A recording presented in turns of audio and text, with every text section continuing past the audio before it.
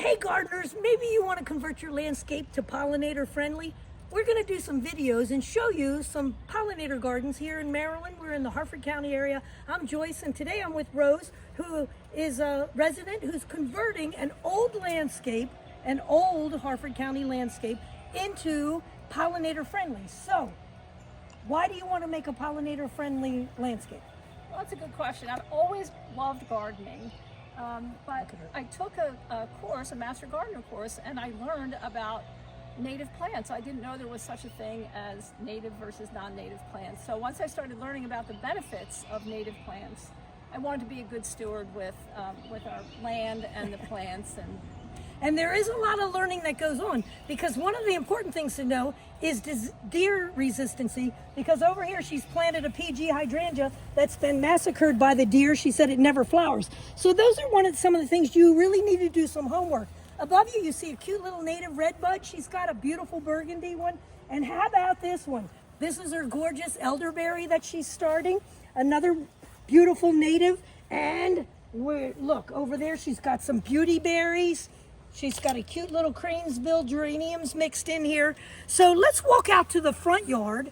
And Rose, I want to tell you, so why, well, we've kind of said why. She took a class, she wants to. How have you begun this transition? You had established landscape that was probably a lot of non-natives. Mm-hmm. So how do you make this transition?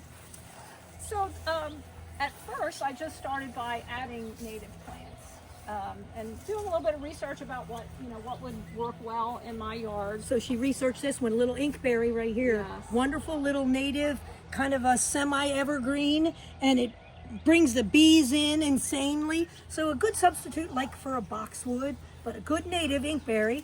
Yeah. So go ahead. And so then as I started adding natives, and I did remove some of the things that I learned about that were invasive plants.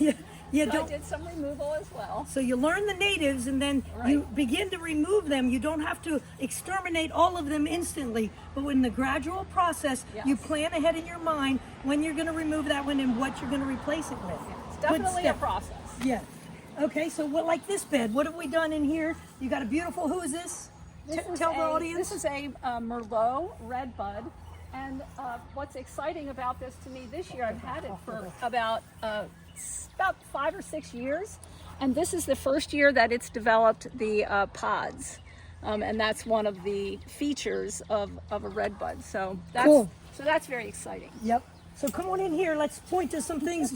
Here's a cute little Tradescantia, spiderwort, and there's a new one you're establishing. Who's that over there? This is a Brunera macrophylla, and this one doesn't have any of the flowers on it. They're spent, but it gets beautiful little blue flowers, but it adds a nice variegated color interest to the garden. This is a Haas halo hydrangea, which is a cultivar of the native, but I did some research. Smooth, this is a smooth hydrangea, one of the smooth arborescens, and the cultivar is Haas halo. Haas halo. So a real pretty one that she said they've done research through Mount Cuba. Yeah, so that's pretty cool. This is like an excellent pollinator, so I chose it for that reason. Cool. And then the cone flowers, some purple cone flowers. Who's this back here? Haven't bloomed yet, and that's look at that very beauty. Old, it's special tree, Calmia latifolia. Look at that pretty flower. Mountain laurel. Yeah. And this is its season right now. It is going to, when it bursts, the whole outside of this plant will be covered in these beautiful pink blooms. So as she said, it's a late spring bloomer. That's the nice part about a mountain laurel, is it blooms a little bit later. Not an easy plant to establish in your own yard, because they like a partial sun, but they are a little bit finicky. They like that acid soil, so they can be kind of touch and go. So that's a pretty well established mountain laurel. So maybe this has inspired you, and you want to have a pollinator garden too. So you don't have to become a master gardener. You don't have to get any fancy certifications. You can just go on the Grow Wild website, and through that you can click some buttons and get your garden certified as pollinator friendly.